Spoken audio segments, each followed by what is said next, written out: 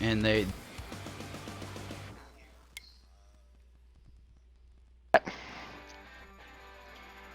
Alrighty, Alright. ladies and gentlemen, welcome to the pre-race show, Fast Family Racing League National Series at Daytona International Speedway. Here myself, Arkham Boss 01, Bark, and Intimidator. How are y'all doing tonight? I'm ready to see some great racing action. Just on the edge of my seat, can't wait. Same here. Feel like there's gonna be really good battles for positions tonight. Definitely, and while we're on the subject of battle, tonight, after this race, these guys only have 2 more races until the playoffs begin, so let's talk a little bit about the drivers that are on the bubble. One of the drivers is Hodges Sr. He's right outside of the playoffs. He's not quite in. He's in 13th place in the point standings. So, Intimidator, being a little bit of a driver yourself, what does it mean to a driver that is outside of the playoffs but has a chance of getting in at a track like Daytona? Well, man, it's just like the old saying goes, for some reason, super speedways, both Daytona and Talladega, a lot of the time will favor first-time winners. And, it's like anything could happen. It's all about putting yourself in the right place at the right time. I'm sure we'll see some drivers, try to go for every single stage point they can at the get-go of the race, and then I'm sure we'll start to see drivers just hang around towards the back and just kind of chill out for a little bit and just kind of take their time, because this is a long race. So plenty of time to get everything sorted out. But we'll see what happens. We can't say what's officially happening until that green flag drops, so we'll see what happens. Exactly, and Bark, he was mentioning the fact on this is going to be a long race. The first stage consists of 30 laps, but the one thing that I've noticed at Daytona and or Talladega is the fuel mileage. These cars can only run on 14 laps of fuel tonight, so do you think we're going to see some interesting pit strategies? Most definitely, because there's been many ways you can save fuel, so I feel like it'll vary a lot on pit strategies. We'll see some probably come in early and some come in late. It just all depends on how they're running up there. Exactly, and one of the things about pitting here is you want to at least have somebody to pit with. The one reason for that is, if you pit by yourself, not only have you lost the draft, you're kind of stuck because you can't really go anywhere without the draft on this track since it's a super speedway. So that will be definitely interesting to see.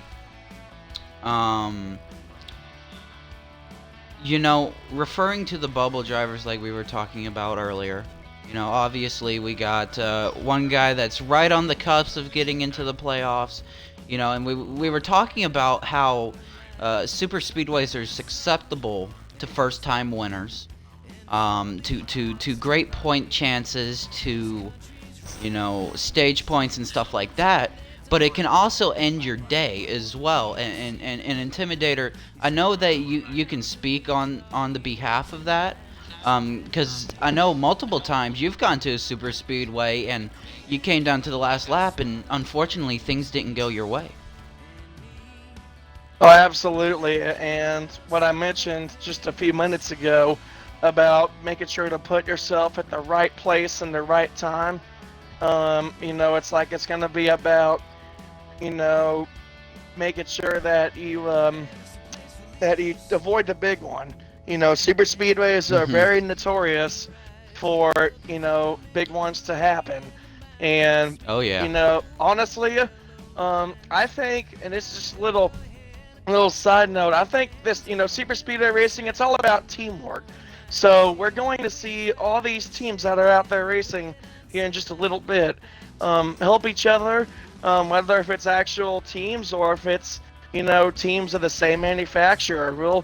We could be seeing Yeah. Chevys help Chevys or whatnot. Or if it comes down to it, doesn't matter what manufacturer you're in, but you're not going to win this race by yourself. You're going to have Hmm. help, and that's just the way it is because it's a super speedway. But again, I'm not going to really waste my breath on that because I want to see what happens in the green flag waves. Exactly. I'm sure, all the commentators here are excited to see how this race plays out. All the fans at home, hopefully you guys are ready to see how this race plays out. At this moment of time before the race, make sure go get your snacks, go get your popcorn, go get your drink, get your cuddle buddy if you want to. It's up to you, but Your you girlfriend. know, i- the one thing that is very intriguing, and we were talking about how there is only 2 races before the playoffs. Now, the 2 races before the playoffs for the National Series is Sonoma, which is a road course that they go to next week, and then they go to Kentucky. Um, so, what do y'all think about those 2 tracks coming up? Well, I'd say with Yeah. Sonoma, it's going to be a very, very difficult track, especially around here. It's very difficult to stay on because these cars really like to get out of place at that track. And with Kentucky, I feel like it's going to be a fairly simple track. But knowing the first 2 turns, those are higher banking than the last 2, which does Mm-hmm. change the Definitely. difficulty of the track. I 100% agree with that statement. Sonoma being one of the trickiest road courses, especially that they decided to go back on the old style road course rather than staying on that style of NASCAR type of course that they've been running for a long time.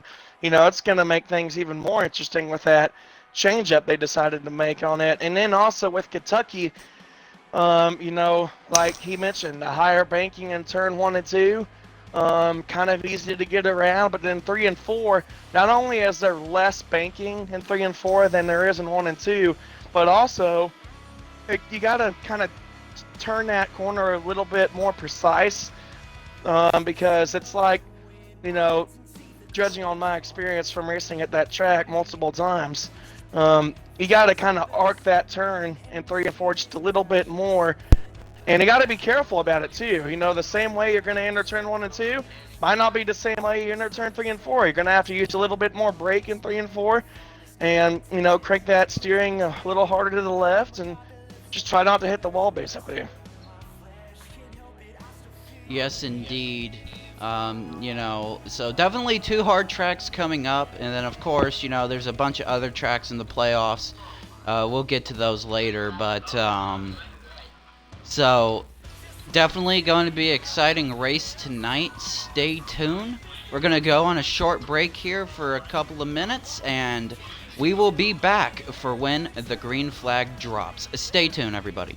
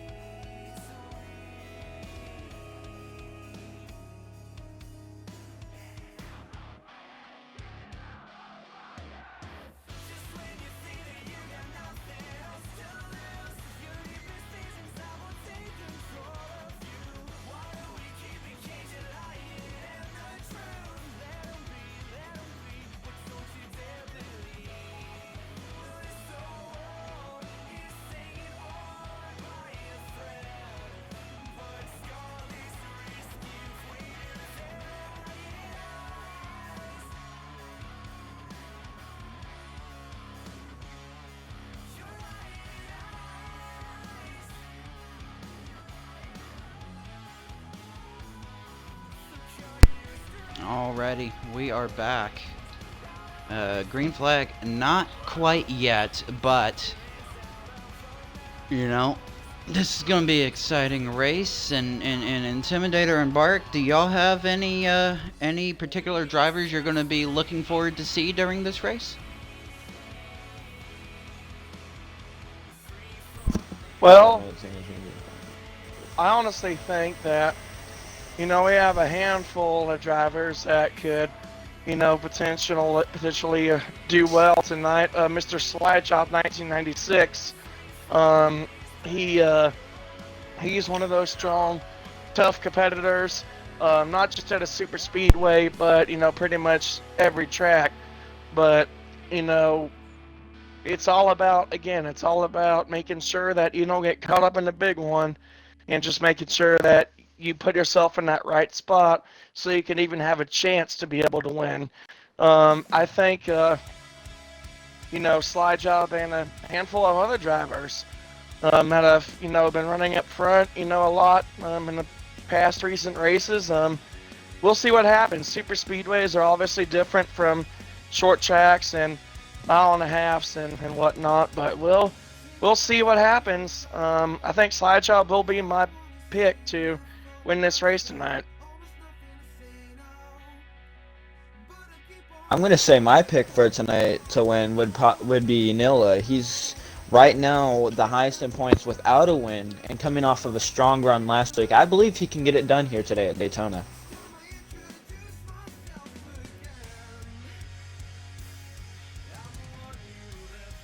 Definitely good picks tonight. I don't really have a pick. I'm gonna go neutral, but I do tell you what, Slide Job is racing tonight, so that's definitely gonna add a challenge to these drivers here at Daytona. The green flag is fixing to go underway. Just waiting to get the confirmation to join here in a second.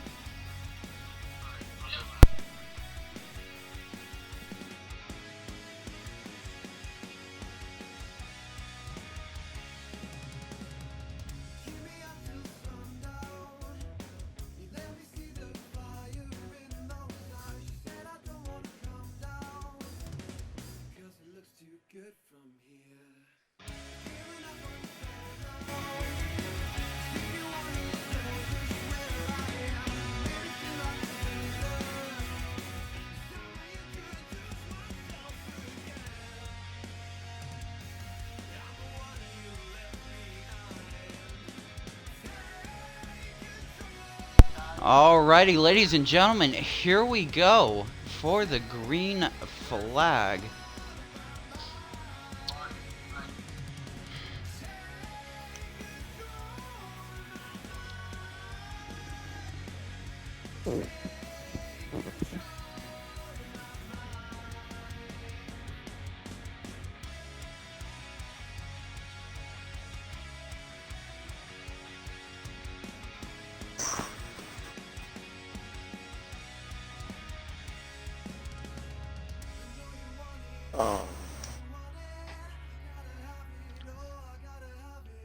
Alrighty, green flag fixing to go underway here for the Circle K Firecracker 250 at Daytona, sponsored by Fast Family Racing League.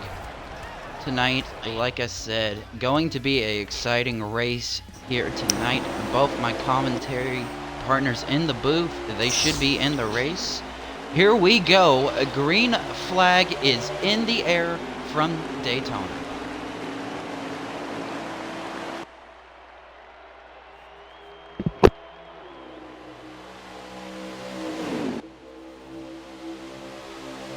Right now, the 71 is in the lead of Boston 79. Sorry. Oh, we got a little bit of contact between the two. Got a little bit out of line. Everybody is okay, though. We got the 71 in the lead, followed by, I can't quite see who that driver is. I believe it's the 98.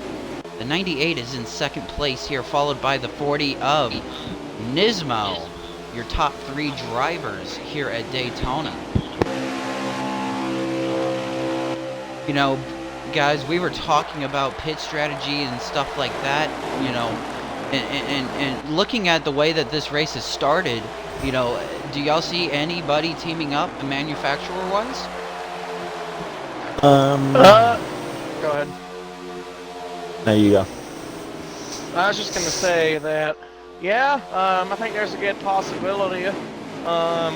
You know, there's two Chevys right now that I'm seeing on the inside that are kind of lined up first and second place. So yeah, I think a lot of manufacturers will team up. We have a Chevy parade of 3 cars on the bottom there I'm seeing. So yeah, definitely. You know, we'll be seeing a lot of that. And then when it comes down to the end of the race, you know, obviously no one's really going to care towards the end what manufacturer that they're in, as long as they get help of some kind. But yeah, we're seeing a lot of that already, with the top 3 being all Chevy. Yeah, definitely. During that sequence, the 98, he got left out to dry, but he found himself back in that Chevy parade, so to speak. He's going from top to bottom, bottom to top, trying to find which line he wants to go with. But so far, the starting of the race has gone smooth. You know, in a couple of laps here, or well, not a couple of laps, but you know, in a few laps down the road, these guys are going to have to pit and stuff like that. So, do you think, Bart, that these guys are going to stay in a line consistently until it's time to pit, or do you think they're going to go crazy before then? Oh, most definitely they're going to try to stay in a line. You might have a few drivers that will try to go out, but I feel like this front pack will definitely try to stay in a line, try to save as much as they can with that draft.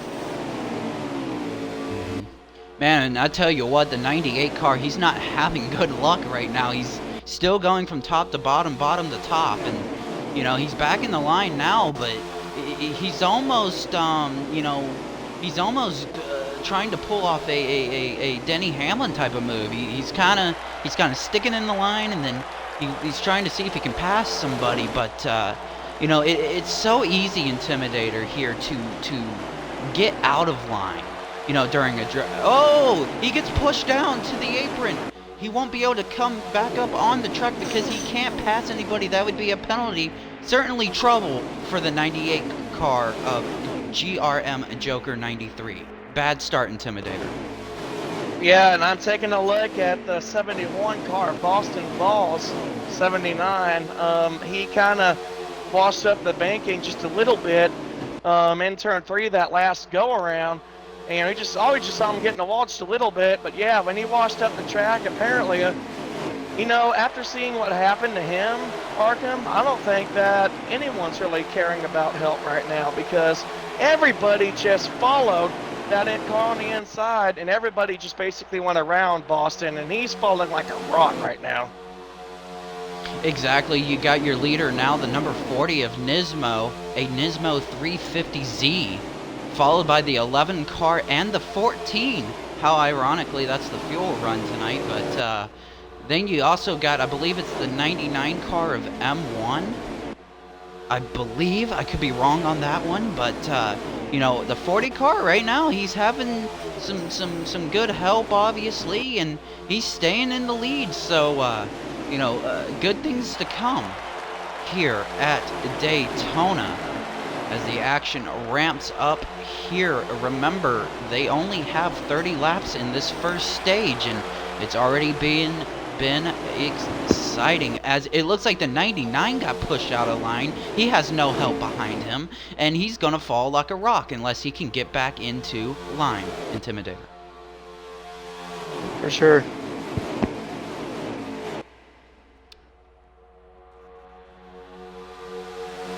You know, talking about Daytona, it's I believe it's a 2.5 mile tri-oval. You know, and it's definitely a long track, but with the bump drafting, you can get some really good speed here. So, you know, Intimidator and Bark, what does it take to keep your car in line, and how much are these drivers on their mirrors seeing what the guys are going to do behind them? I feel like a lot of drivers are looking in their mirror trying to find out what that car is going to do behind them. Especially because if they see a run, they're going to in front of you, you'd want to block that run. Even if it is only stage 1, you would want to block it because, you know, valuable stage points are at hand for this race, at the end for the stage. Now, the one thing that I found interesting, Intimidator, as we move on to you, you know, a lot of these guys, they're just single file right now. They're not trying to double it up. They're not trying to form a outside lane. It all seems like they're trying to be on that inside. Is that the better lane around this track, or do you think they're just doing that to save fuel? You know, honestly, I think it might be a mixture of both. You know, everyone going to the inside line. You know, personally, I think around both Daytona and Talladega, I think the inside line is the fastest line. But also, maybe they are trying to save just a little bit of fuel. But yeah, definitely a lot of, you know, we're definitely seeing it as these drivers are pretty much, every single one of them is in a single line towards the bottom. So maybe a little bit of combination of both. As we see during that segment, the 14 took the lead from Nismo. Nismo got pushed up into the outside lane and dropped back from lead position. He fell back into second. Now you got Texas Spot, who is actually one of your bubble drivers that are not in the playoffs. And we were talking about a little bit earlier in the pre-race show, you know, after this race, they only got 2 tracks left before the playoffs. So how much does it matter in the driver's mind of Texas Spots here for the next couple of races coming up, Bark and Intimidator?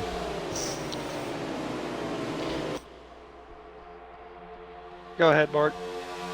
Oh, okay. I feel like at this track, one of the simpler one, I would say, of the few. This is a really good track to get those positions because you have no clue what would happen with the next 2 weeks coming up, especially at a track like Sonoma. I think so. I also think too.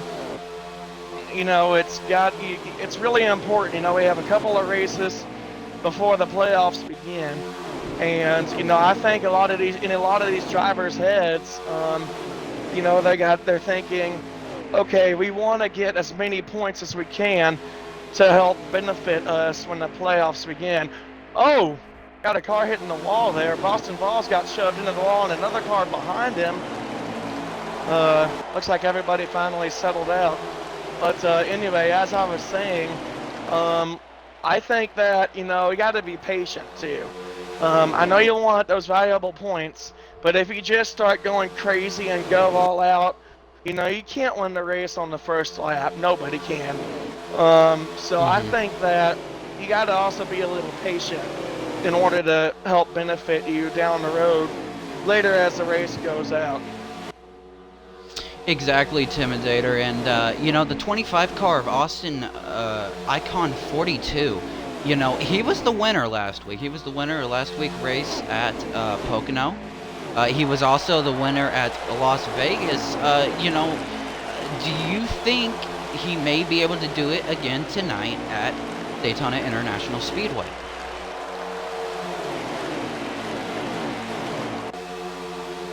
Sorry, are you talking to me or are you talking to Bart? Okay. Bart, go ahead. I think I mean, if anybody's game here, especially a track like Daytona, every car is exactly equal, so, you know, I guess it just depends on where you put yourself. But I think Austin has a strong possibility to pull it out tonight. One car got up into the wall there, couldn't quite see who it was. They got back in line. Everything's good there as we continue to see Texas Spot is still your leader, hanging on, and, you know, unlike the Wreckfest that happened at Pocono at the start of things, everybody seems to be driving clean at the beginning of this race, and you know, of course, fans at home and us up in the booth, we all know that there is a certain type of wreck that we like to call here, and it's called the big one. It happens at Talladega as well. Could we possibly see a big one coming to the end of this stage? I don't think I feel like at the end of the stage we won't be necessarily seeing a big one since it's just stage 1, but getting towards the end of this race, drivers are going to be hungry to get those positions and trying really hard to get those positions. So, you know, there will be more aggressive Oh, racing. man, a lot of problems. A lot of drivers missed pit road there. They were all trying to come down in pit road at the same time. As we focus back on the track here, Mr. Slidejob in the 88, he decided to race tonight, you know. He said, you know what, I wanted to race Watkins Glen, but he felt like he wanted to let these drivers settle out their skill differences in the playoff rounds, which would have been at Watkins Glen, one of the playoff races there. So he decided to sit in tonight, race Daytona. I believe we also have last week's pace car driver. Let's see if we can find him. Big Belly Brand, I believe, is on the track tonight. He's currently down pit road right now. Mr. Slidejob, among other drivers, already hitting pit road. Yes, indeed. Just got done with pit road. Here, 78 is in pit road, another driver. So definitely the second group of guys have came down pit road. And they are going here as we see the 25 catching up to speed, trying to draft with his partners in front. And that's the sort of thing that we were talking about, you know. As they went down pit road, you would definitely lose the draft, which is a common thing here at super speedways, due to the fact that, you know, these guys are running on 3 times fuel. They are, you know, so it's definitely a little bit different than real NASCAR, but it's definitely something to watch, because we saw there, Intimidator and Bark, that a lot of people had problems getting onto pit road. I believe one car went into the grass trying to get in there. Yeah, definitely a lot of, you know, there's a lot of mishaps that could happen when you enter pit road, especially on a super speedway. You know, things, you know, such as, you know, being careful about your pit road speed, and how you enter pit road, making sure you time your pit road entry perfect without speeding, and also, you know, how you enter pit road. As far as being in a group with other cars, you got to be careful that you give each other plenty of room, so that way you won't have any fender benders or nothing like that while getting through the pits. That's another big thing that these drivers are really going to have to watch for tonight. Alrighty, we are gonna go side by side here. We're gonna take a small little commercial break, and we will let these guys get back together, line up, and race to their fullest content. So stay tuned. We will be right back.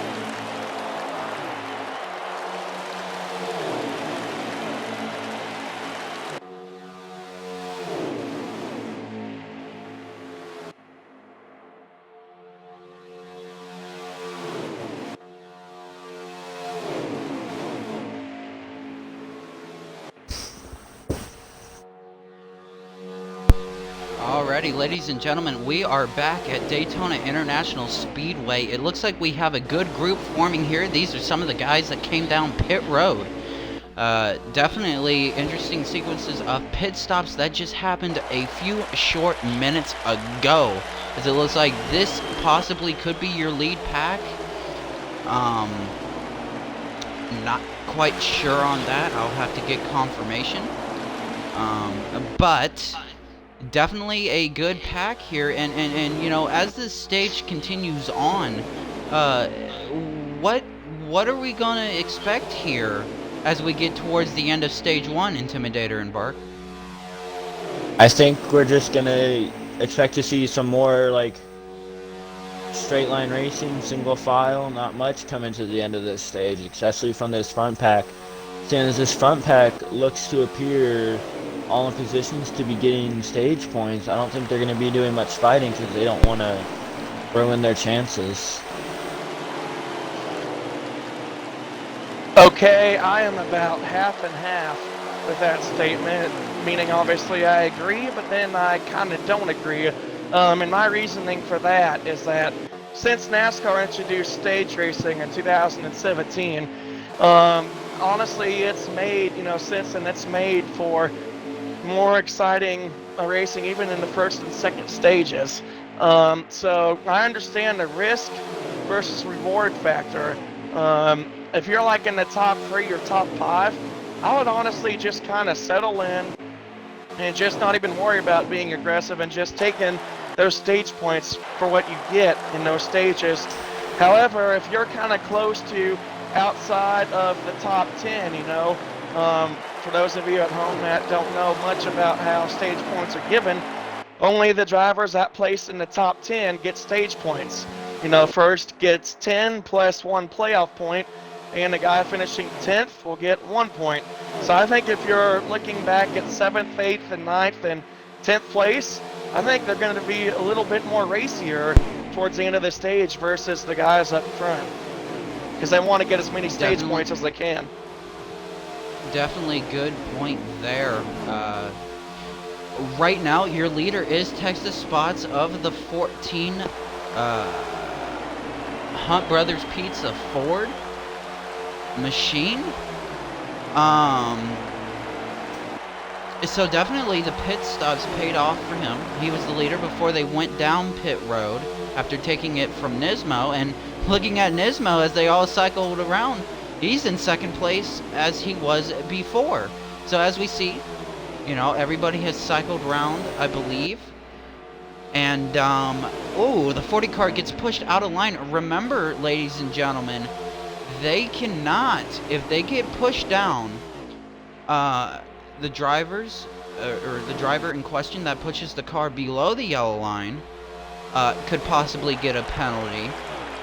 And also, you cannot make any passes below the yellow line. That is a drive-through penalty, so that is something to keep in mind here, Intimidator. And we all remember the first race of the Truck Series, Talladega. A driver did that in question and got penalized for it, opting another driver to the win. But, do you think it's more common to do it here in the National Series than it is compared to, like, let's say the Truck Series at Talladega? That is a good question that you asked, Arkham, and honestly, I'm gonna have just a little bit of a tough time answering it, but I'll do the best I can. Yeah, the National Series, is obviously one series up higher than the trucks, and the bigger, the higher series you climb, the more people are going to look at you and think, okay, well, these drivers, eventually, hopefully someday they want to make it to the Cup Series, but they're going to have to take small steps. But yeah, honestly, instead of me just answering the question fully, which I'm sorry, I think I'm going to say it like this.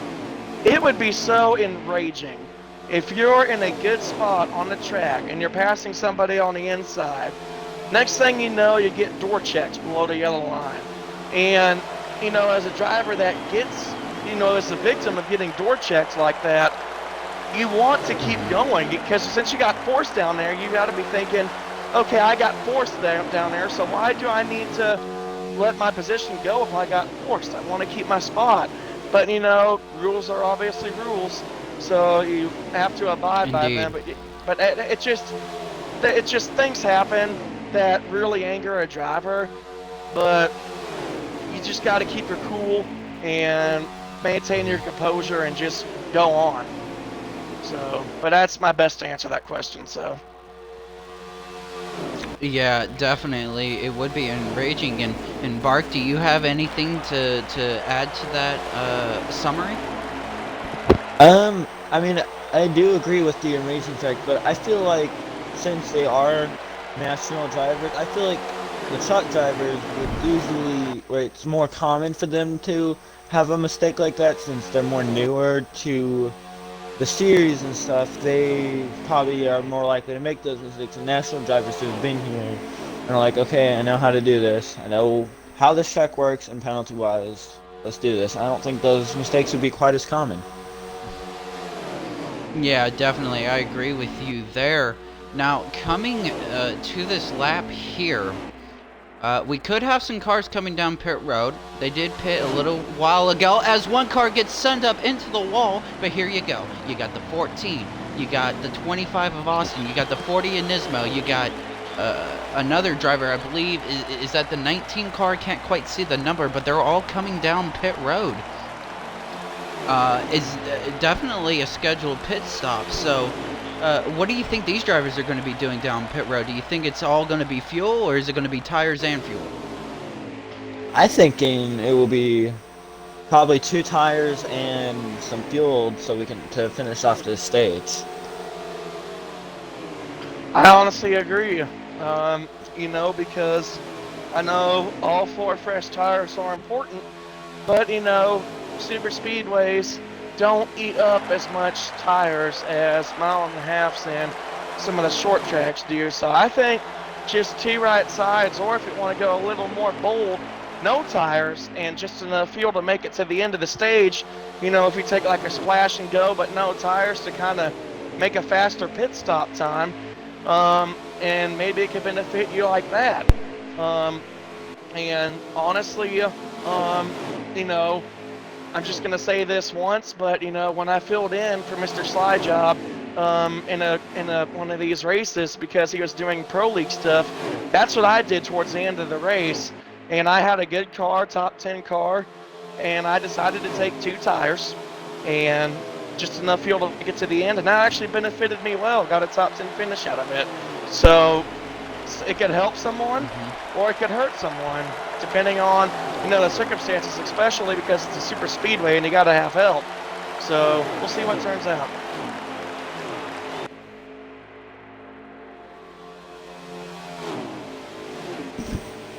Definitely, and we have some unfortunate news here, guys, as we come to the end of the stage. Texas Spots, who was our leader going into pit road, he had an incident with another driver. The driver pushed him into pit road, and it gave him a speeding penalty. Not only that, not quite sure. I'm going to have to confirm with race control, but some of those drivers that pitted, they were really close to pitting with 2 to go, which of course is pits are closed.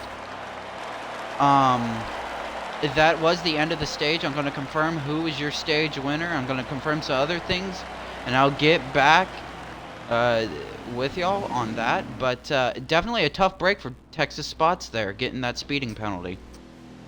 Absolutely, and that's one thing I was talking about just a little while ago. You got to make sure that you're kind of spaced out just a little bit entering pit road. The top leaders that were entering the pits, they kind of looked just a little hot. Obviously in terms of going a little too quick before they cross the commitment line. But yeah, that is so frustrating. You're not speeding.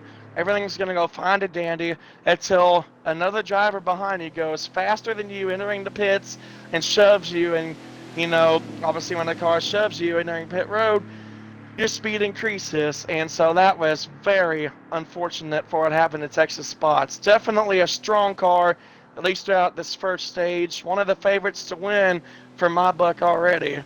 But we'll see how he rebounds from this. He might still be on the lead lap thanks to this caution or stage break. So we'll see what happens. As we get ready for stage number 2, Drivers Yeah, approaching here the we go. Geico Stage restart zone. number We got 2. a car, One car in the pulls it. grass. And we I got don't a know what stack happened up. there. We got a stack up crossing the start We finish got a line. What's stack going up. on? Looks like a I'm car not didn't make. sure. Looks like a car wasn't able to get a run off that start, and seems like he might have had a problem with his car or something. Didn't look like it Might have wanted to missed a get up and shift or go. something. Man, the crazy restart here in stage number 2, and as a result, everybody pretty much is spaced out. But the top leaders, you know, they're still in kind of a tight line here. But everybody is pretty much just kind of separate. That was a crazy restart. We had a car in the infield, we had a car in the wall. Definitely a crazy restart to the second stage. So that was definitely something. And the 22 just went below the yellow line, and I didn't know if he was going to try to advance his position. He thought better of it, realized what the rule is for that, and then let up, and you know, because now we have a caution on the track, guys.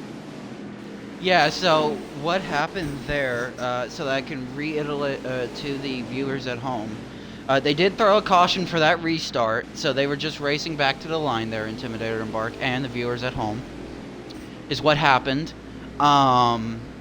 Reports are, and don't quote me on this, this is what I'm getting from race control, is that either somebody missed a gear, missed a shift, or they forgot to pit and they were out of fuel at the start and couldn't go.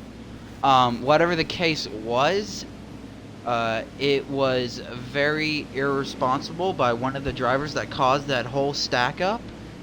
Unfortunate, and unfortunately that is our first caution of the day for a incident on the track. So definitely a wild one to stage 2, guys. I do want to say when Go ahead. I do want ahead, to say go when watching right before that caution, we did have a car make a pit stop of Eagles Danny of the number 11 car. He did make a pit stop right before that caution was called. Interesting. So therefore, that sounds to me that he didn't run out of gas unless a glitch in the game happened. But that sounds to me that he didn't run out of fuel. He may have just had he just missed a shift there and stacked everybody up. But it's definitely something that can be worrisome for these drivers as it comes to the restart here. But what about Texas Spots? Do y'all think that that caution helped him out, especially after the speeding penalty he got? Most definitely. I feel like, as you saw just then, it looked like he went around everyone, I think, to get maybe his lap back. So I feel like that caution was definitely a relief for him, because now he's like, all right, back up there, I might be able to compete for this race now. Absolutely. And, you know, if he made it through that stack up without any incident, I think that he will definitely be in a better spot, because he would obviously have gained more positions because of that stack up incident. So definitely a good break that he needed. Definitely. Alrighty, we're going to take a short break here, let everybody line up, and we will be back for, hopefully, what will be a good restart here as we continue our coverage from Daytona International Speedway. Stay tuned, guys.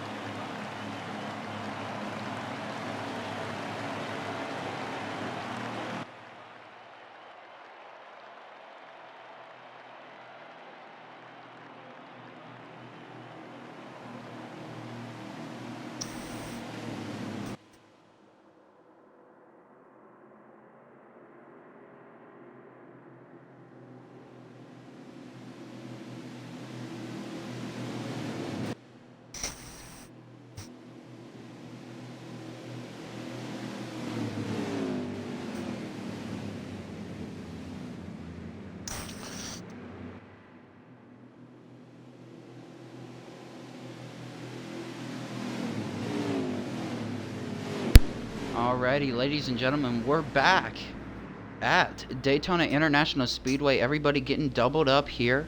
Texas Spot's got his lap back, so he will be behind everybody. 44 is your leader, I believe. Is that the 99 in second This place? Or no, 95 of Alec. 95 of Alec. Second, so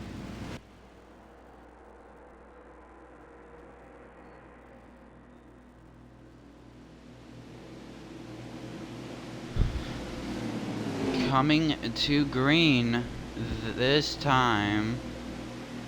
One thing I want to comment on while we're going to green is about position. I noticed at the end of this last stage, I've been watching Miller quite a bit. He was pretty far back in the pack at the during that last stage, but now he's up there in fourth. So it really shows how position during the track, during these incidents and stuff, can really help you out. Here we go. Better restart, it looks like. Everybody is going again.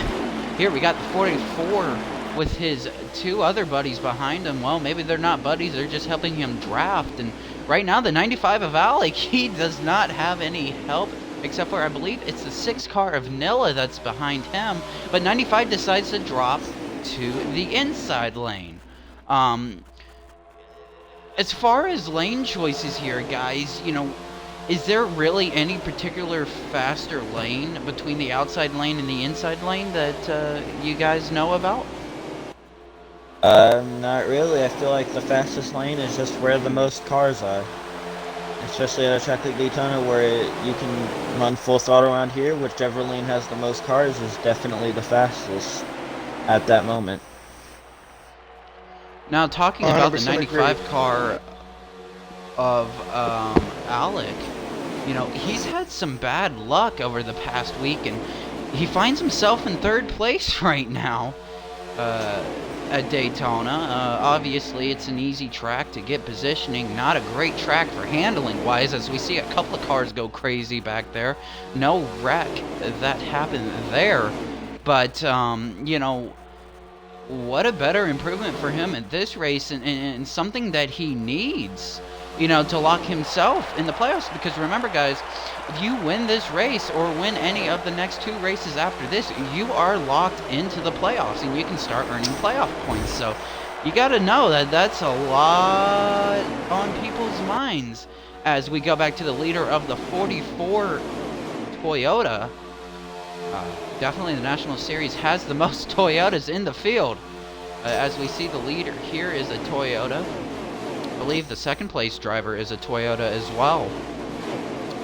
But, you know, we were talking about manufacturers earlier, and is there really a manufacturer that overplays another manufacturer, or is it more or less equal in this game? I'd say more or less equal from what I can tell. I mean, you don't really have much going on. I feel like they don't have much aerodynamic-wise differently. So I feel like they're mostly equal around this track, so yeah. Again, 100% agreed with that statement. Doesn't really matter about manufacturer. This is a super speedway, and every car is pretty much, you know, equal because they're just kind of going around on the gas for the most part all the way around. So definitely a more equal fair play in this type of racing. As we take a look, I'm taking a look at the Magical Loaf. He is out front, and I'm trying to find out who that is in second. It's a Gatorade car. 2 Gatorade cars in the race, actually. Let's see who that is. And that is Extreme Shocks, I think. Yes. Extreme Shocks in the number 8.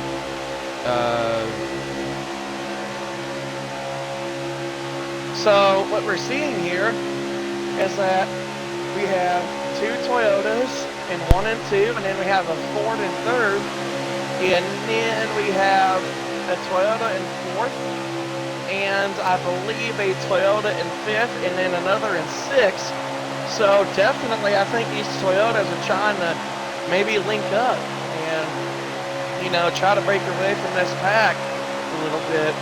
But we'll definitely see what happens. A couple of Fords trying to spoil that party, but we'll keep our eyes on it. As they are all right now single file.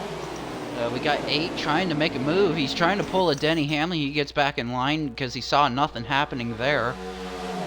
You know, we got a few drivers in the back. They've lost the draft. Unfortunate for them. As I can see on my camera here. But, you know, as far as stage 1 went, we are now on stage 2. You know, what did y'all see that was really good about stage 1? And I guess what I'm trying to say is, what was the pros of stage 1 and what was the cons of stage 1, do y'all think? Pros, definitely able to keep green flag racing, definitely. Cons, I don't really know, to be honest with you. I'm going to say that I agree with that first statement. There was definitely a long green flag stretch in that stage 1. Every lap was pretty much green, so definitely some great racing. But also, I think I only have one con, and that one con is there really wasn't that much intense racing for another spot, especially for those that get stage points at the end of that stage. I'm honestly I'm just a great, I love intense racing. I love when someone makes a bold move for a stage point or whatever, and I definitely saw that we didn't see much of that in that first stage, but maybe we'll see some in stage 2, but I know it'll definitely intensify at the end of the race for sure. We'll be seeing a lot more of those bold moves. Yeah, definitely, as we got a few cars going a little bit wild below the yellow line. Oh my lord, man, they lost some positioning there, but they are all back in line as you got your main 3 cars up here. You got the 44 of Loaf, you got the 8 of Extreme Shocks, and you got the 95 of Alec in 3rd place. And, you know, definitely, you also got the 6 of Nilla there, but, you know, there's some definite drivers to watch here, but I totally agree with you. You know, stage 1 wasn't that aggressive at the end, you know, and I think that was all due to, you know, the way that stage played out. There was a lot of different pit strategies and stuff like that. But, you know, I guess in stage 1, I really don't think you would want to push it that hard.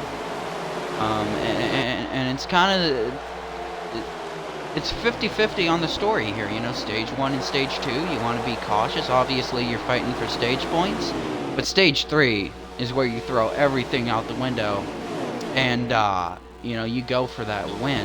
It's go time, yeah. Yeah, exactly. So, here we are again, 44 in the lead, 8 car in 2nd place. You got the 95, you got a bunch of others behind him, all going crazy. They're trying to fight for those positions. We got a little bit of action trying to form on the outside lane there, or I don't know what's going on there. I think they're trying to form a line, but it's just not quite working. Absolutely, and I think that, you know, I think that we're going to see a lot more drivers use that inside line.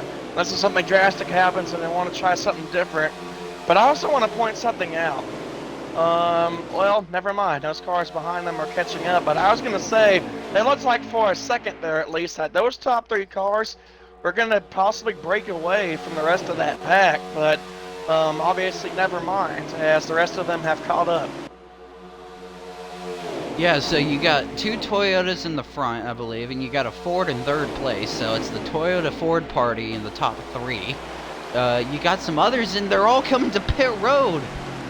Oh, contact with the 8 car. Contact with some others as they all come onto pit road. 95 takes the lead going into pit road. Let's hope he didn't speed. Maybe he has some good positioning there. As we focus on a little small pack here, we got Ford in the 22 car, headed by Slide Job. I believe we got another driver there in the 11, trying to hang on for dear life as he goes below the yellow and comes back up.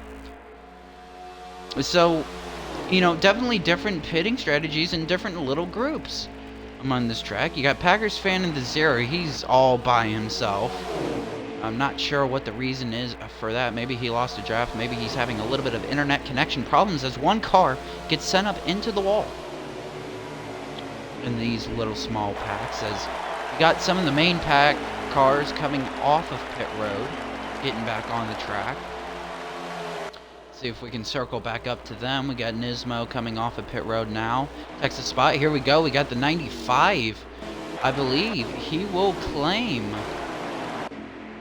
He may claim the lead here coming off of pit road. We'll have to circle back up to him. Yeah, here he goes. The 95 is waiting to come back up on the track. Here he goes. He's back on the track, so first slate of cars going into pit road. We'll wait for the others here at Daytona International Speedway. We will take a small little break as they all regroup together, and we will come back and continue our coverage from Daytona International Speedway. Stay tuned, everybody.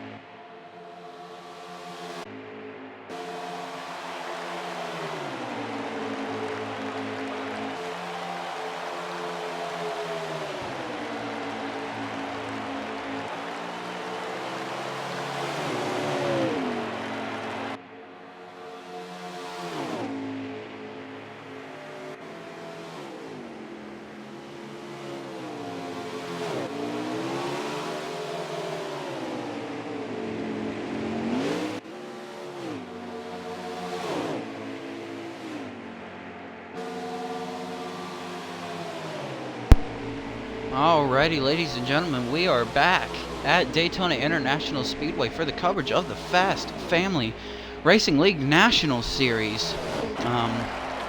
So during that break, we saw a bunch of cars go down pit road, going through their pit cycle. Focusing on the 95 car right now, I'm going to check into race control to find out who our leader is, but was there anything, guys, that y'all saw during that commercial break, Borg and Intimidator? Well, I saw one driver kind of go on the dirt while trying to make an aggressive move on the car in front of him, but luckily he was able to get everything sorted back out, and fortunately no single or multi-car incident occurred as a result. So definitely a lot of these drivers already trying to push their luck just a little bit. So we'll definitely keep our eye on that as the race continues.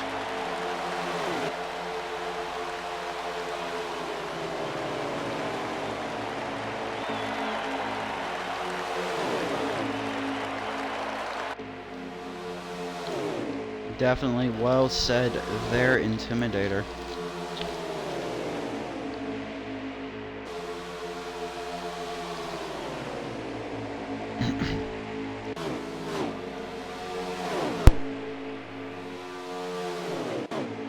All right.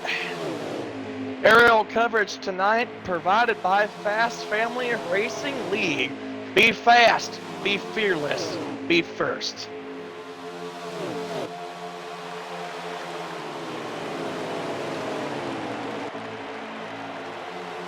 I'm keeping my eye on this 8 car of Extreme Shocks. He's just kind of, I can't tell if he's in the lead or if he's just in another separate group of cars, but he definitely appears to be showing his muscle, at least in that group. We got the Hunt Brothers car of SG JMFP as they are going to go around Mr. Slidejob. Mr. Slidejob, that lone car on the high side there. And that's another thing I've been talking about before the start of this race. You got to have help. You know, it doesn't matter how skilled of a driver you are. It don't matter if you have 10 wins or 50 wins in this league. You got to have help at a super speedway. Otherwise, there's no doubt about it. You're not gonna have a chance. Got to have help, whether if you're giving help or getting help. There's no way you can go by yourself around this big super speedway. Definitely, and a little bit of update. Just got done talking with race control. Extreme Shocks is your leader, and there was 6 to go when I talked to them, possibly 5 to go, even 4 to go now. Not sure. I believe it's 5 to go now as we come towards the end of the stage. And, you know, I was talking about the 95 of Alec, but didn't look like that kind of paid off for him, hitting with that other group. So, definitely be interesting to see how this stage end plays out. Guys, I'm taking a look at SG JMFP, and when they were racing on that backstretch that last go-around, he backed up to the number 22 Gatorade Ford behind him, and kind of separated himself from Extreme Shock. So I think he's trying to give a signal to that driver behind him. I think he's going to try to make a last lap pass for this stage win potentially. I mean, what do you guys think? Definitely. I mean, that could possibly happen. Definitely Bark was saying that that could possibly happen in stage 2. For right now, he's just staying behind him. I don't think he wants to try to make that move until the last lap and even on the last corner potentially. But yeah, he's definitely signaling to the drivers behind him, hey, I'm going to try to go for this stage win on the last lap.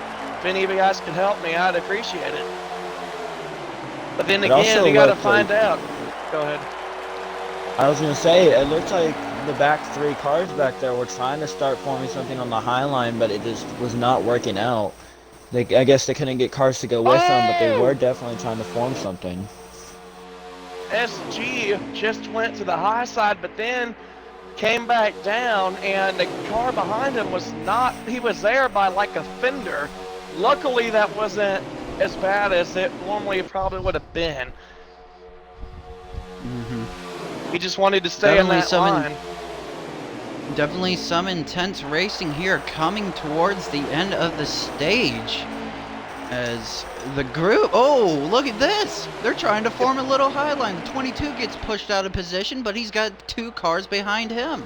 Little contact between he and Slidejob in the 88. Slidejob up to 3rd. Slidejob, your first Chevy in that group, sitting there in 3rd place. Now we have SG now backing up to Slidejob again. Will he make a move? No. Once again, he kind of tucks in behind him there. I can't tell if we're coming to 1 to go this time or if this is a last lap, but I'm staying here on the aerial coverage of it all, just watching it all happen. Big bump from the 88 there to SGJMFP there. Oh, 1 car gets pushed out of position. Here we go. We got the 8 in the lead. We got the 11 car behind him. 88 of Slidejob. I believe it's the 99 as well. 40 of Nismo. Here we go. We got a group of drivers that are out of line. Oh, man. Maybe he's trying to form that high line. You never know. All right, here comes SG. Will he make a move entering 3 and 4? Oh, he didn't. Oh, he gets pushed up out of line. Here comes the 99. He didn't the 99 time it ain't well. gonna let him in. The 40 ain't gonna let him in. Oh 90, man! I mean, man, he just got yeeted out of the field. Excuse my French, but that's what just happened. But here comes the 99. The 99 fighting for position. And that is how stage 2 will come to an end. So definitely some more intense racing, for sure. As far as those that try to make a move, that was some extreme stuff. That was awesome. intense. So your stage 2 winner is the number 8 of Extreme Shocks. And how about that? Rebounding from a speeding penalty on pit road to win stage 2. See, this is a super speedway. No, that was Anything Texas could happen. Spots. Texas Spots. I'm sorry. My bad, guys. Extreme Shocks is 8. I totally had a brain fart there. My apologies. It's all right. All the commentators do that once in a while. I know I do it as well. It is hard being a commentator, but while we are under this caution for the stage, Fast Family Racing, if you want to check us out, you can go to Facebook, www.facebook.com. Fast Family Racing League. You can find the page. You can request to join. And you could request to be a driver in this league. It's definitely a good league. Also, we have a Twitter. We have a Instagram. We also have a YouTube page. So go check them out as we are coming to Stage 3. Green flag fixing to be in the air.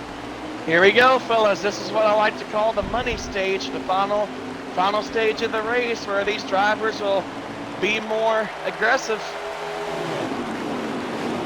Exactly, a much better restart than the other automatic restart at the beginning of Stage 2, as we got a lot of cars hitting the apron. Oh! Yeah, cars swerving back and having forth. Some problem. This is another thing. You know, you're looking at the television sets, watching this race unfold, and it looks like a nice Saturday evening cruise. Well, apparently that is not the case. These guys are constantly sawing that wheel back and forth, trying to keep a steady line. It's definitely a lot more skill than you think from just sitting there on your couch watching your TV. Magical Loaf trying to go for the lead. We got the 22 of Ford in the lead. Here comes the 8 of Extreme Shocks behind him. The driver that was trying to make a move. The 11 car, I believe. Or, I'm sorry, no, that's the 18. So hard to see the numbers these days, but we got it down. We got 3 wide behind them, it seemed like. Holy cow, these guys are getting aggressive. There's one car around. Slide job's around. Oh no, slide job. Not slide job. Not sure if that was a 2-car incident. We will see, but they are still green, still intense. Here we go. Stage 3. The money shot, as Intimidator called it. Man, this is getting wild, Bark. Looks like we had multiple cars back there actually had an incident with Alec on the... Looks like he had an incident back there. Looks like he's stuck, or was stuck on the, banking. Caution's out. Caution is out. Everybody's slowing down. Second caution of the night. Couldn't quite see what happened there. All I saw was Slide Job got turned around. Didn't see any other drivers that were involved. I believe you said that Alec was involved, Bark. Is that correct?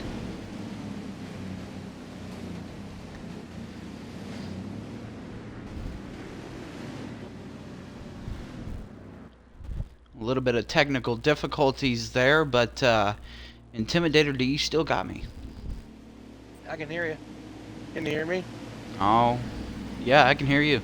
Alrighty. Not sure what happened to our partner there. His mic, either he accidentally muted it or something. But definitely a wild one there. Stage 3, you called it. You said it was the money shot. And, you know, here's the question in my Intimidator. Were they trying to be too erratic too early? Do you think they should wait, or do you think it's all for the money, a first lap to end in Stage 3? You know, well, like I mentioned before the start of this race, I understand it's important to fight for every single spot on the racetrack, but like I said earlier, you can't win a race in the first lap or any lap before the checkered flag. You know, even if you're out front leading the race on the white flag, we've seen it happen time and time again. You got to make sure that you put yourself in that right spot. Definitely, I think these guys are being just a little too aggressive. I know we got the playoffs in the next couple of races from now, but still got to kind of be patient if you want to have, you know, get a chance to want to have a chance to win. You know, it's like Mike Joy said one time. The most patient driver in a super speedway race was the same driver standing in victory lane. So definitely got to be extremely patient, especially in these super speedway races. Definitely, and you know the 44 car of Magical Loaf. You know he's in a Toyota, and you know when you were talking about Mike Joy, you know it reminded me of the Daytona Clash earlier this year when Denny Hamlin pushed Eric Jones to the win there, and I remember him saying, "Now don't tell me Denny Hamlin can't win this race." And at the time, he was like 2 laps down, and a caution came out. So, you know, could the 44 car be the Denny Hamlin of Fast Family Racing League? Could he be the Toyota in victory lane? We'll definitely find out as they're getting ready to, I believe, double up. I don't know how long this will take, but I know we'll be going green here very soon. So Definitely. While they are under caution and getting their pit stops, getting their cars services, we're going to take a small break. And we will be right back from Daytona International Speedway.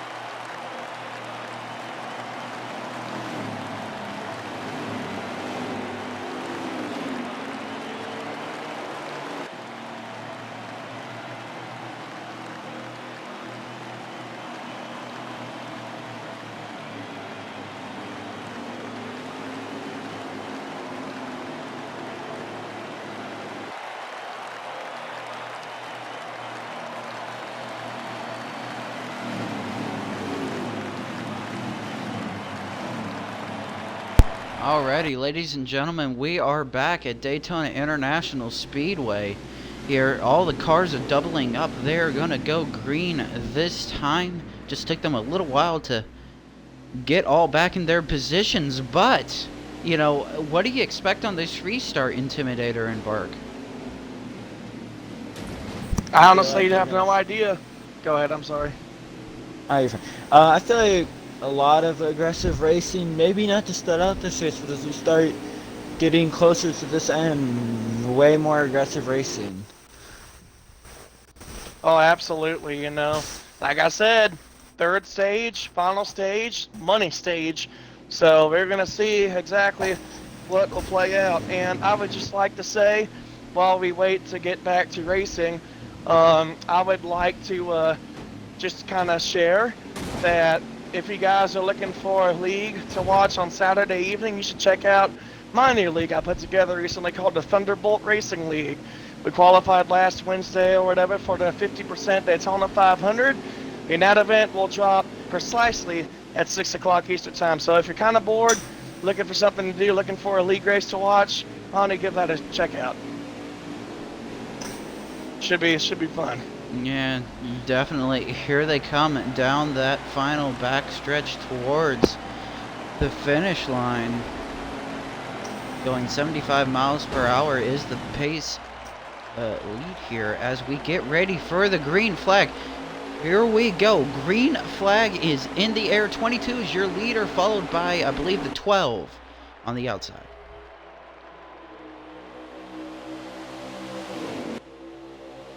That 22 had a really good run on that restart there, able to clear that 12 car before we even got to the first turn, just on that restart.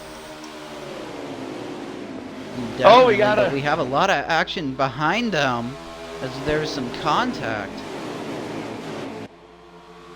Texas Spots had a little bit of a run entering the backstretch there, and he decided to take advantage of it as he moves that other car to the high side, and to third, Texas Spots 122 will go. And Texas Spots, remember guys, he had a speeding penalty during one of these stages as there's a car around. Trouble. Two cars around. I couldn't say who the second car was, but I believe a caution is going to come out once again, boys. Trouble already. Man.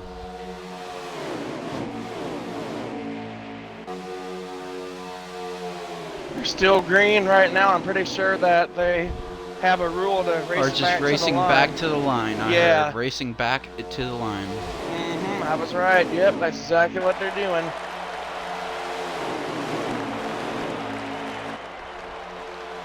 And with that, the 22 crossing the finish line, a caution will come out once again after just the second lap of green off of the last restart. You know, as a driver, you know, Arkham, you could say this from experience because you run in a couple of league races yourself.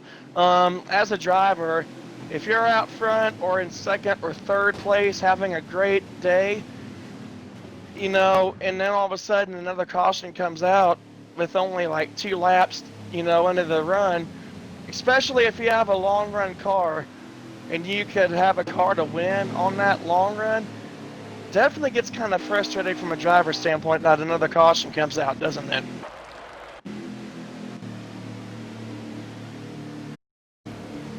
Yeah, definitely. And we just got report somebody is going to be serving a black flag. Race control issued a black flag on the 03 car. He went below the yellow line.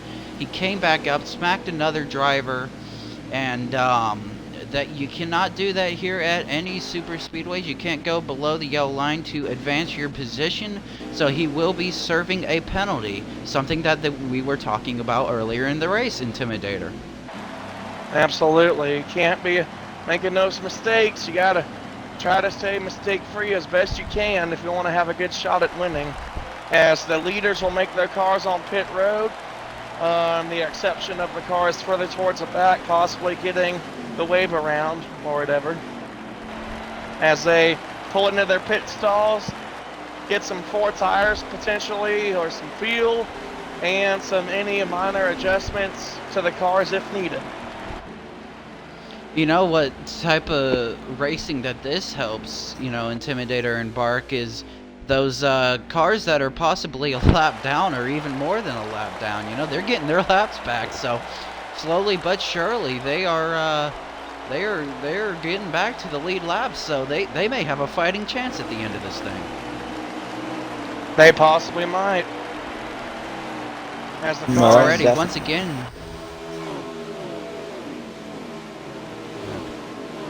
I was just gonna say the cars have made their pit stops. Now they're circling their way back, getting ready to double up, and hopefully have a better restart once they go green here.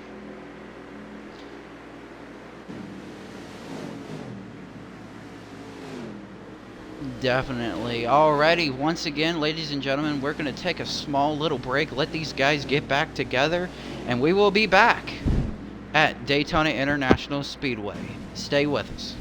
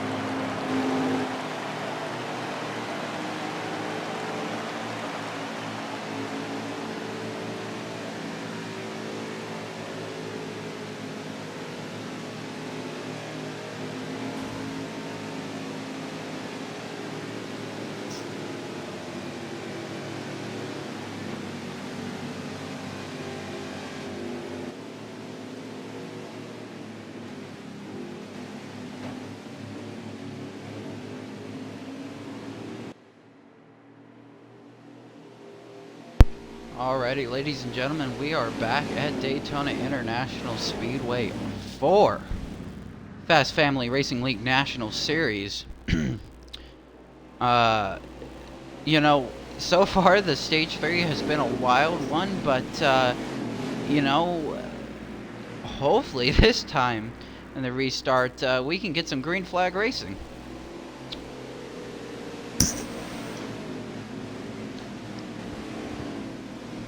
Alright guys, well, while we wait for the drivers to double up and get ready to take the green once again, I'm gonna kinda do something a little different. We are going to pick our top 3 drivers to potentially win this race. I'll start with me. I think Texas Spots will be my first choice, and then we'll go with go ahead and go with Nismo will be my second one, and then Extreme Shocks. Those are my top 3 to potentially win here.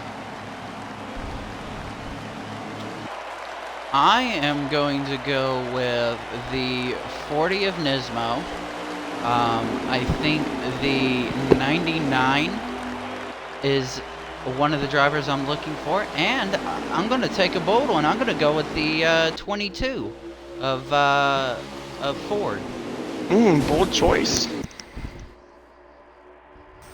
I'm going to say for my 3 to pick, I'm going to definitely pick that 22, having some strong runs here late in the race. And that 14 car as well. I've seen him up at the front for most of the day as well. And I don't really think I have, maybe the car 99 might be able to pull it out. Definitely be awesome. Definitely see. Indeed. Thank you for the viewers at home staying tuned to this race as we are back to action here. The number 40 is in the lead. The 22 is second place.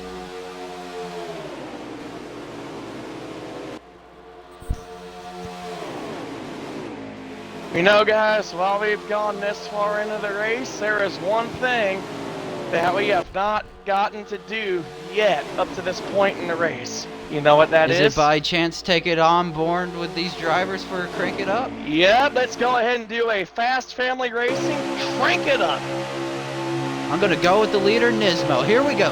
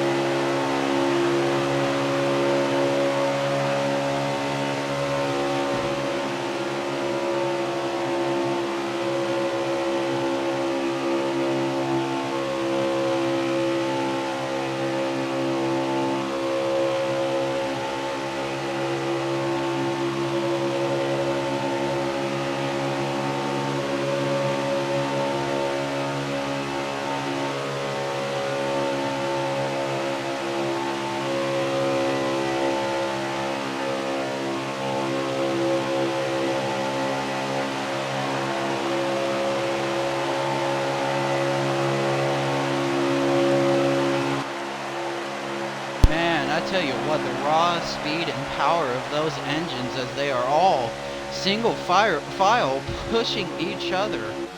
You got the 40 of Nismo in the lead. Man, I tell you what, that's a heck of an experience there for fans at home, Intimidator.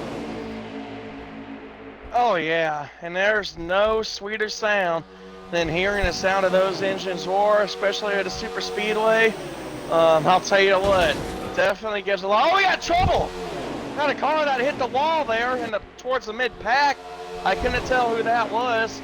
Looked like a two-car incident, Arkham. I can't tell who they were, but definitely some contact there.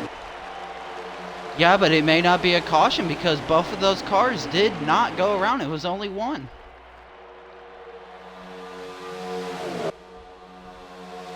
Well, we will see here as it is still green, but the 40 has got some separation from the other two. That's not a good sign. He's kind of a sitting duck. And here we go. You got the 22 trying to make a run. Maybe it is a caution. I don't know. Are they slowing down? Definitely appeared to be slowing down. I think it is a caution on the track, and Slide Job somehow is getting some lawn duty service in. Hey man, you gotta help out NASCAR in any way possible. Well, that's right. Might get some extra pay because of that.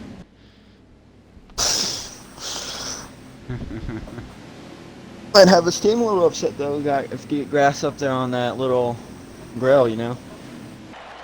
That could definitely hurt. As part of our sponsorship with Fast Family Racing, this time we will not be going to commercial break.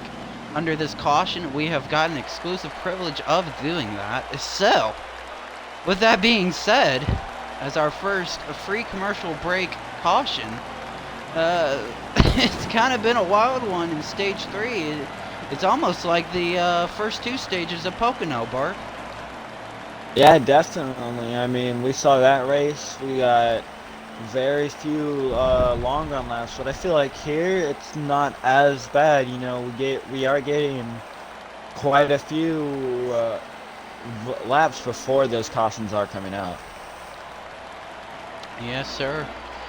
Here we go. The number 40 car gets out of pit road first, but look at that. The 22, the 14. It looks like the 8, the 99. We got some of our drivers' commentator picks here, and they all got out of pit road right behind each other. So it will be definitely interesting to see how this restart folds out here at Daytona International Speedway. While we're under caution, and it's a free commercial break, I like to do this thing, and it is called Track Facts. I like to look up the track facts of each track that we go to, and Daytona is definitely one of the most popular tracks on the circuit for NASCAR. It's always in the dearest hearts of fans.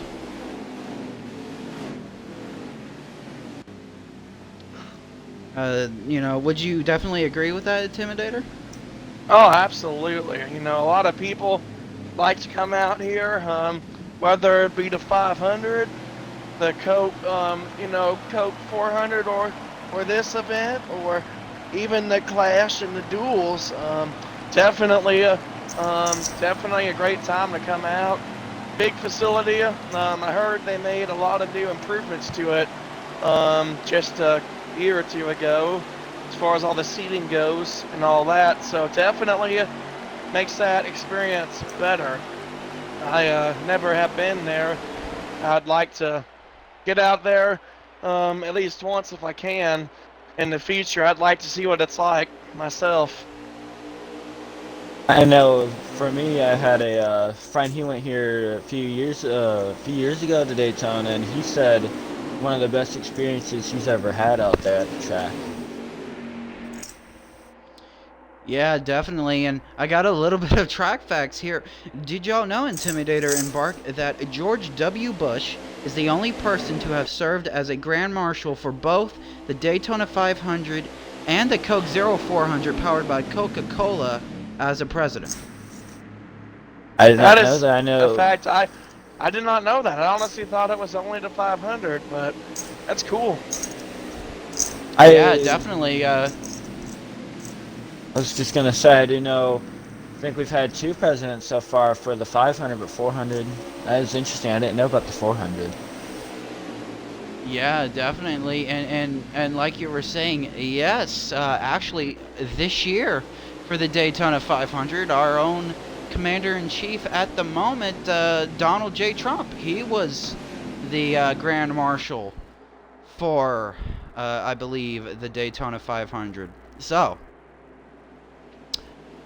he even had his little motorcade go around the track. That was pretty cool at the beginning of this season. So, yeah, not a lot of presidents have been a Grand Marshal of a Daytona race, but here we go. The cars are 2x2. They're coming to the line. Green flag will be in the air this time. Here we go.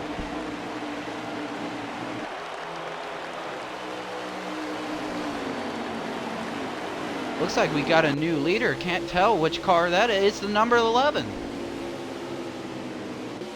Hold on a minute. Is this shades of Denny Hamlin, Intimidator and Bark? Possibly, you know. I think so. Really know. Oh, wait a minute. There's something wrong with that car. It's a Camaro. What's going on here? No, never mind. But anyways, the 11 car is in the lead. And some skullduggery happening here. They switched for the Camaro, but the 11's in the lead. The 40's in second place. Is that the 93 of Joker in third? I believe it is. The 22 and 4. No, it's a 98. It's in the lead. 98. I mean, not lead, but third place. Apologize. That's all right. Then you got the 22 there, riding in fourth place. And then we have the Hunt Brothers car, one of 2 Hunt Brothers schemed cars in the race, sitting there in fifth.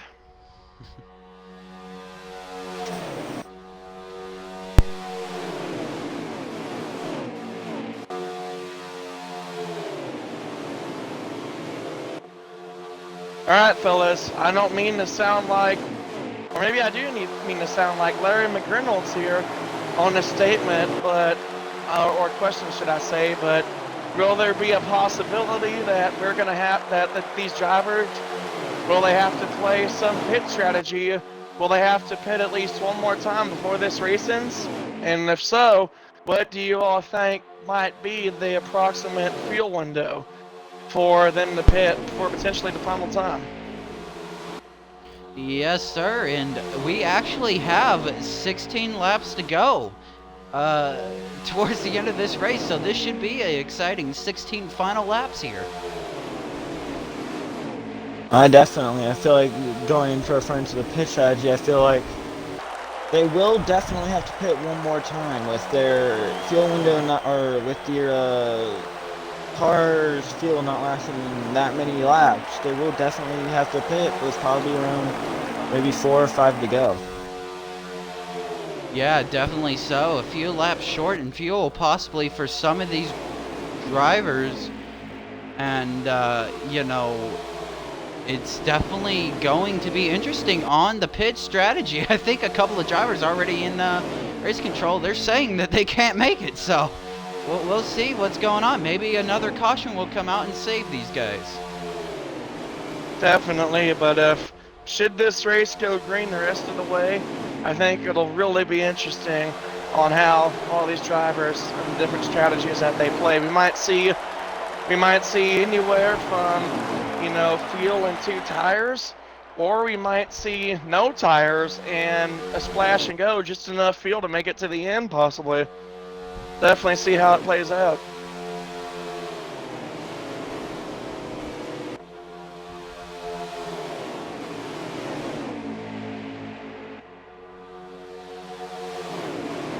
Taking a look at that 40 Camaro car of A. Nismo, just sitting there in second, and you know, I think from a driver's standpoint, I could speak for myself, but I think if you're sitting there in second, you want to make that move to take the lead and potentially keep that lead possibly, but it's like, I think a good level of patience also needs to come into play for this type of racing, as I mentioned earlier.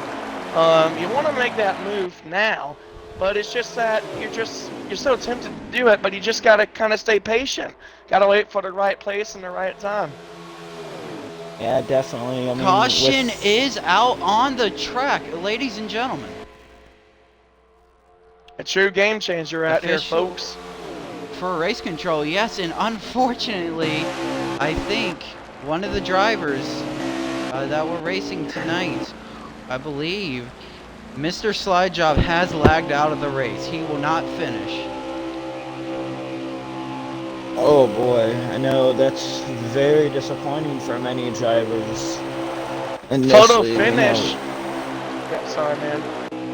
I was gonna you're say good. we had a side-by-side battle, at least to race back to the line before the yellow. Now just think, if that was the last lap, these two guys side-by-side, Nismo and the 11 car, I think that would have been a great battle for that win, but you know, it wasn't the last lap. Shades of Yeah. 2016 Intimidator, Denny Hamlin and Martin Truex coming to the line. Oh, absolutely. Definitely, for sure. Shades of 2016 and 2020. Mm-hmm. That's tough news for Slyjob. He was one of my favorites to potentially win this race. He didn't really show a lot of strength towards the front, though. He's been in like the top 5 a little bit, but I think he told me one time in an exclusive one-on-one interview about plate tracks, and I think he mentioned something about plate tracks not being his best friend recently. So I think this race tonight definitely showed, unfortunately, exactly what he was talking about. Now, with you saying he wasn't showing much strength, do you think he wasn't showing much strength, or do you think he was just trying to maybe save it out a little bit and make a run near the end? You know, that's honestly another good point. I honestly didn't even think of that. Yeah, I think he was trying to. You know, I won't know till I obviously talk to him, but, you know, I think he might have been trying to just wait it out and try to come up with something for the end. But, yeah, you know, one of the two for sure, but that's unfortunate news for Mr. Slyjob. One of the league's toughest competitors, for sure, without a doubt. Your league owner as well. He's the one in charge of the whole thing. Mm-hmm. So here we are. We are down to the final laps here at Daytona. And I don't want to refer to Larry Mack, but I think we've both heard the words Bark and Intimidator. Cautions breed cautions. And with this caution happening, yes, it did save a few drivers on fuel that thought that they couldn't make it. But who's to say that the wrecking is not over? Well, I say Absolutely. definitely. I would say Go ahead. definitely wrecking might not be over, but you know, once they get down to those final 5 laps, there's no more cautions will be coming out. So you know, if the driver has an That incident, is very true. they might not be able to recover from it with no cautions coming out in those final 5 laps. Yeah, definitely. And let me reiterate on that rule that Bark just said. In this league, when it comes down to 5 to go on the final stage, there are no cautions. The reason why they do that is because you can't really necessarily have a green-white checkered unless the official game caution comes out. Now, if it's the official game caution that comes out, then that would be a different story, but this league anyways doesn't go off of official cautions. They go off of manuals. The only time it's an official caution is the stage cautions at the end, stage breaks. So definitely that is a interesting point here, as it looks like everybody is lining back up. Let's get to your leader here. I believe it's the 22 of Ford, and we're going green this time. Here we go. Never mind, we're not. I'm just kidding. He got us hyped up over here. I know. Sorry. I jumped the gun too soon. I apologize. It always can happen. I just realized too that they weren't even at the finish line.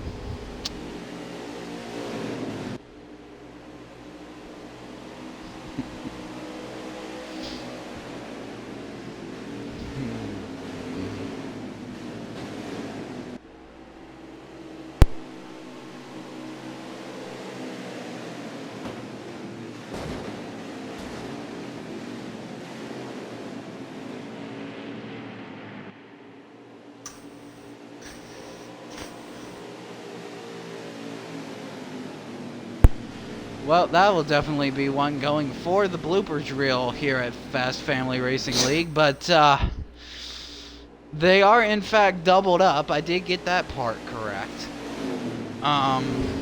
So we should be going green momentarily. Again, brought to you by another free caution break. No commercials here as it gets close to the end of things. Just want to say, referring back to when we made our picks to win, I just want to point out how 2 of my picks are right there on the front row. Well, there you just go. Just like to point out that little fact. Hey, Arkham, how many laps to go in this race? I am not quite sure. There was 16 when I said something, but that was before the caution, so I would have to estimate maybe 13, maybe 10 to go. I don't know. We'll see. It's definitely hard without slide job there. He disconnected from everything, so. But here we go. The 22 and the 40. Look at this. In the lead. 22's in the lead.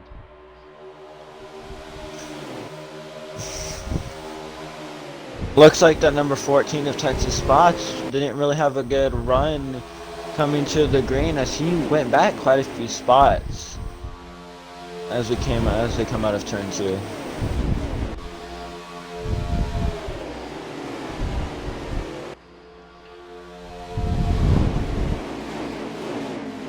You know, we were talking about earlier, you know, they're racing at Daytona tonight and they're coming down to the final laps. But going from a track like Daytona to a track like Sonoma next week, that's going to be tough on these drivers' minds.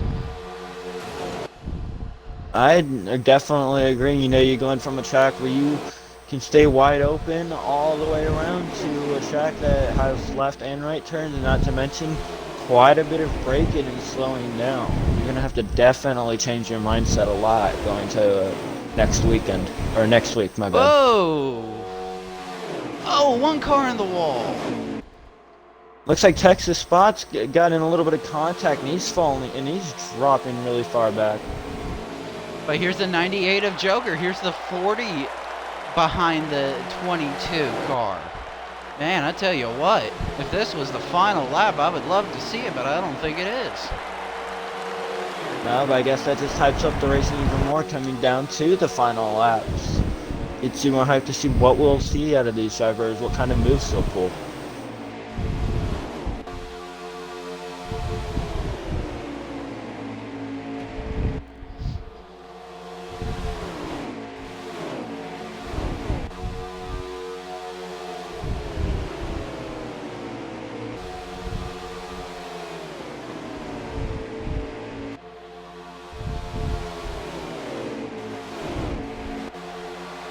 Now, something interesting here, it looks like everybody's in like a mini pack. Do you think some of these drivers can catch up to the other drivers and just go right past the 22?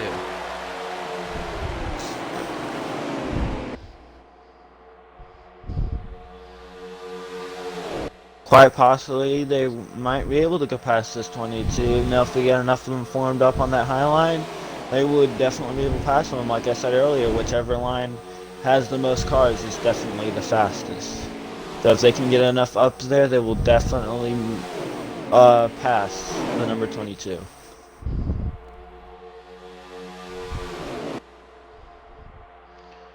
We were talking about Hodge, you know, he's just outside of the playoff picture. Here, let's see if we can find him.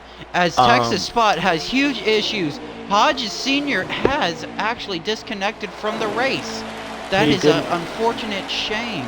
It was during that beginning caution back at stage 2, repeated. He did have issues, and I guess his issues just caused him to have to park it for the day and retire. Very sad, especially if you're on that cutoff line. Definitely. But look at this, the 78 of Big Belly Brandon 4th. Where did he come from? Guess he's just like one of them Toyota snipers that you'll see. You know, they just sit at the back the entire race, and then next thing you know, out of nowhere, they're up at the front. Most definitely here.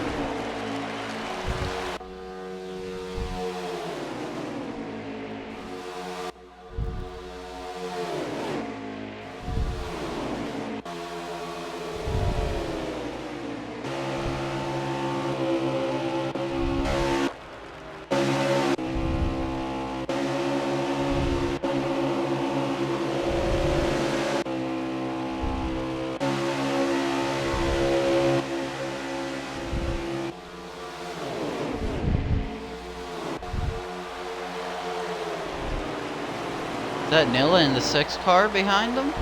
I believe it is. 78 is dropping back now, unfortunately. Yeah, that is, you know, running, going near he was near the back of the pack stage 1, came up near the front. Then after that, we didn't hear from him for quite a bit, and now he's up there with them in the top 5. Oh, here we go. The 40 trying to make a move, but I think he's going to get squirted out. No pun intended. I don't know. It looks like he might be able to make that pass. You know, maybe if we look over here at Austin, maybe able to get him a little bit of a push, but he seems to be getting hit by Big Belly there coming into the turn.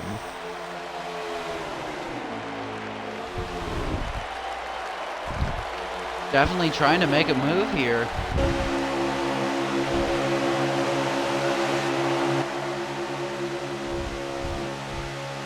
Definitely not sure how many laps to go as we get a little bit of a unique view here, as we can see a small pack behind the big pack. Maybe they can catch up if these guys, you know, make a mistake. Oh, there goes the 6. Goes on the track.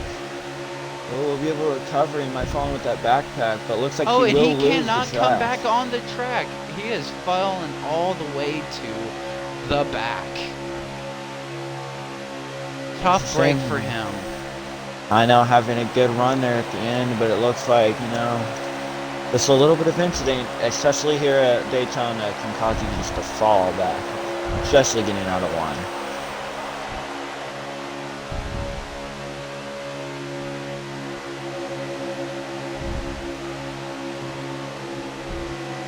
Well, it looks like Austin and Nismo make it a little bit of contact right there.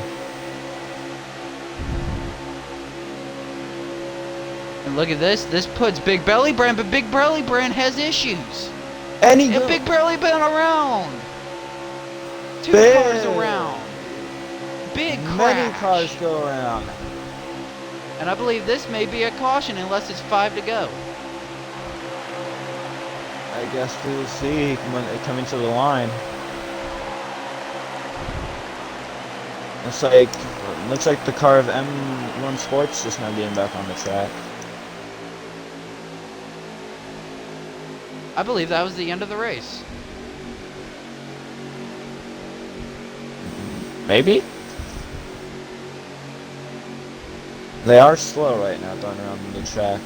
They are slow. We are not sure. Still waiting on confirmation.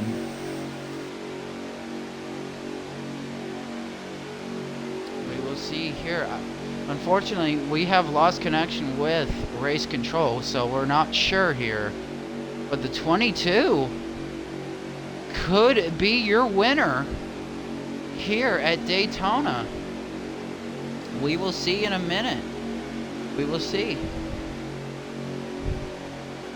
No, it's such interesting racing. You know, we just lose track of I guess, laps. So if that was the end of the race, that was a very interesting ending to it.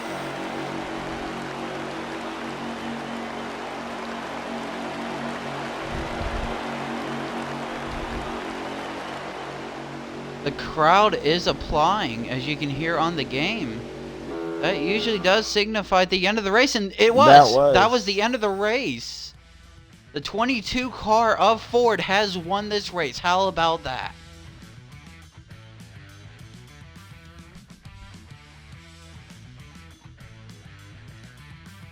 How about that? That was some beautiful racing, that race, I must say. We will definitely see if we're doing post-race interviews. Let me try and see if I can connect with Send me an invite as well if you get to know the party. No, we're going to be using this party. Oh, my bad. I am so sorry. Not quite sure.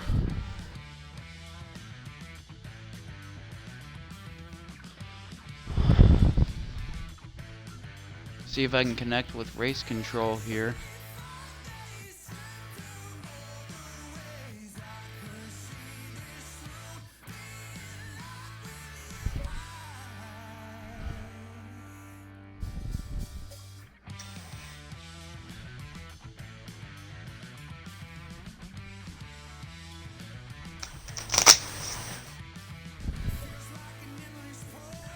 Big Belly just invited me, but hold on. Hold on a minute, folks.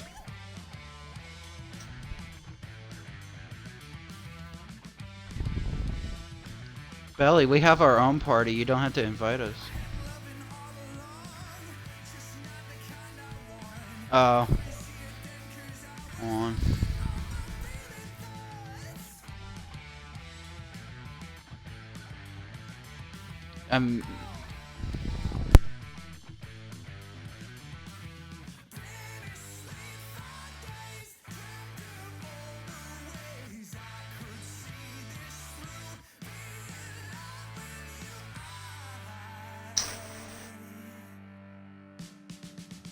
Hey Bark, change it to not to where they can just join. Your host, buddy. You need to change that because I'm not host, it's you.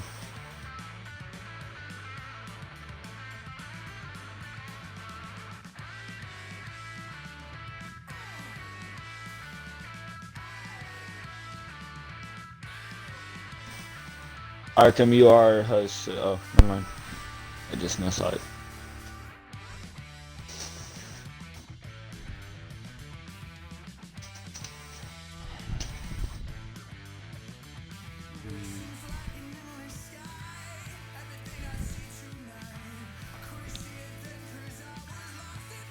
I don't have you as my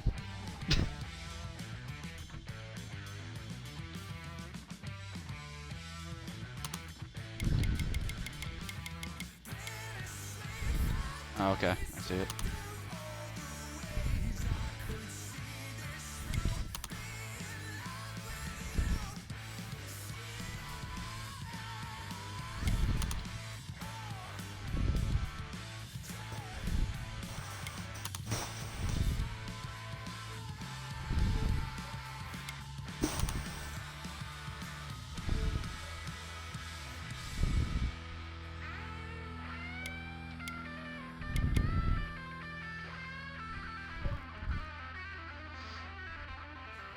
Alrighty, ladies and gentlemen, post-race interviews will start shortly.